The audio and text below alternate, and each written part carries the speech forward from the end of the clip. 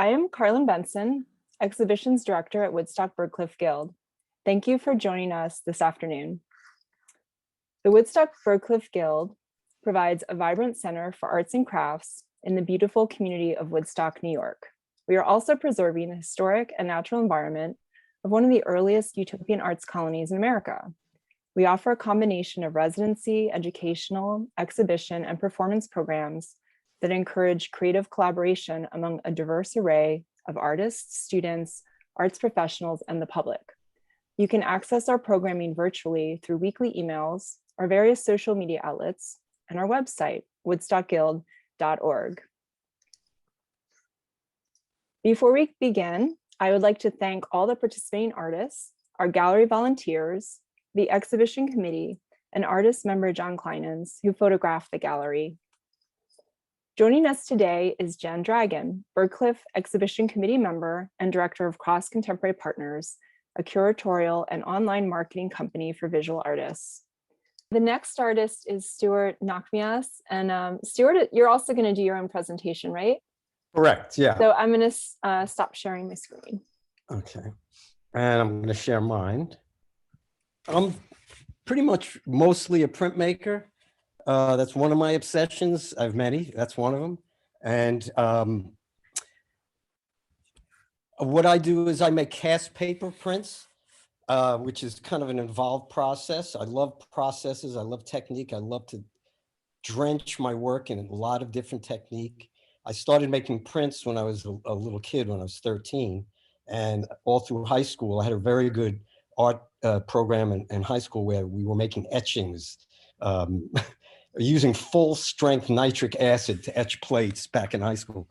But after that, I went to SUNY New Paltz and studied printmaking with Ben Wigfall and Joe Ramos, and then came to the city and started working at Blackburn's printmaking workshop, and met a whole bunch of artists there and started, opened up a private studio with a bunch of artists. And we were all 8 printmakers in one studio in the city. It was great. But another thing that I'm obsessed with is puppetry. And I've been doing puppetry since I was a little kid too. This is a print I made with me doing ventriloquism, which I've done since I was a little kid as well. And I like my work to really come alive and pop out, almost like each piece is like a puppet show in itself. Here's the puppet that I actually built that you see in that piece. And here I am. I've performed puppetry and ventriloquism to this day. And then I do drawings of it, and then I make everything I do, I try to make into a print. So there's the print. Now, when I make my wood blocks, I use traditional wood cutting tools, as you can see here. And I also use electric tools. Makes it a little easier because my hands are getting beat up. And of course, rollers to roll the blocks. Here's my studio. I also print traditionally on etching presses too, because a lot of my prints are multimedia, and I do use flat prints and intaglio prints and collagraphs that I embed into my cast paper pieces. And that brings me to the pulp, which you see right here, clumps of pulp that I dye and I use to mold my casts. And I'll show you that in a second. Now, I'm also obsessed with nostalgia and the jazz age. As you can see, a lot of my work, I do drawings from black and white photos, and the jazz age is perfect for that because they were just stark black and white images and very camaraderie. People are just having fun and blasting great jazz music. So I started doing a lot of drawings of these, right from these old photos. As you can see here, these are just some of the sketches that I've drawn to build some of my prints. And here's one of the prints using some of those drawings that I made. Now the piece that's in the show comes from this photo. If you look down on the right-hand corner of this photo, you can see this group of women that were singers or dancers or musicians, part of this this group in 1928, I think these are from. There it is zeroed in. And you can see I did some drawings of that group. And then I kind of made it into this print, which is in the show. And now I'm gonna, let's see if we can come out of there, hold on. Okay, okay. I'm going to come out of the screen share right now. And okay, if I can figure out how to do that. Okay, there we go. And I'm going to come over to my wood block and show you how that wood block is cast. Again, like I said, I'm kind of obsessed with technique and hold on just a second. Let me just get this set up here. Okay, here we go. Whoops. Okay, here we go. So here is the wood block that I used to cast that piece. So if you could see it clear, it's hard to see from where I am, but it's not your typical looking wood block. It's definitely a lot of different levels. And this is how I build a lot of these cast paper pieces. How I start, that piece in particular, is with a collograph. A collograph just like this. This is a piece of wood, which I glued all sorts of things on, very textural, and I printed it with intaglio and rollers and all sorts of things. And it came out kind of like this on a sheet of paper, which I cut to fit the shape of that wood. And then I come over to, then once that's dry, which could take a week or so, or a few days actually, then I come over to my wood block and I build up my wood block like a puzzle.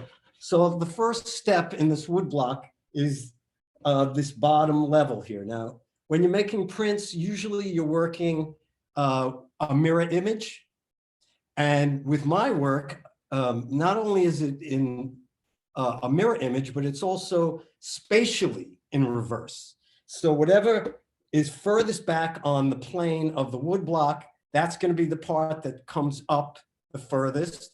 And whatever's far back, further up, will recede in the plane of the cast. So everything is in reverse, spatially and mirror image wise. So I would take this wood block and I'd roll this with ink. In this case, it was just black ink, very simple. I'd roll it with ink and I would put my second level on, which is higher. It comes out, which means it's going to recede back in place when it's cast. And I'll roll that with ink. Then I take my next level, which is just a blank piece of wood, but to fit that shape. And then I press that into the mold like a puzzle, if I can get it right. And then I just take my print that I made previously and I lay it down right on the block. If you could see that. I lay it down on the block, I wet it, I soak it, lay it down on the block, and then I cast the piece in pulp. Now here's a chunk of dry pulp right here. What I do is I beat this in a paper beater. So it's a big bucket of blue oatmeal, it looks like. It's the texture of oatmeal. And I'll make all different colors. So this piece has 6 different colors in the piece. Here's just 3 samples of dry pulp. Once it's all wet and sloshy, I will take whatever color I want and press it into the mold where it belongs in a painterly kind of manner. So my whole block is covered with this big sloshy mess of pulp, wet pulp, which I soak up as much water as possible with sponges. When I can't get any more water out of the piece, I let it sit for about, this piece is so heavy and so dense and thick. This piece would take about a week and a half to dry. Once it's dry, I pull it out and I'll get the image, the cast piece, which is the final piece, which I put in the show. So in this case, one of my obsessions is not just the printmaking, but also the jazz age and the nostalgia, the look at nostalgia of the past. I also work on Coney Island pieces, and I make some mandalas as well in this way. You can see this piece in the back is, let me get some light here. This is a big Coney Island piece. So a lot of these pieces, the original drawings, actually go down to the location. I draw on location. I work from photographs that I've actually taken, and that's how I make my work, and continue with my obsession with printmaking, puppetry, and all sorts of high energy, urban and beachy and jazzy images. So that's it. And thank you again. Thank you very much. inviting me. Thank you. Thanks for inviting me into the show. Thank you.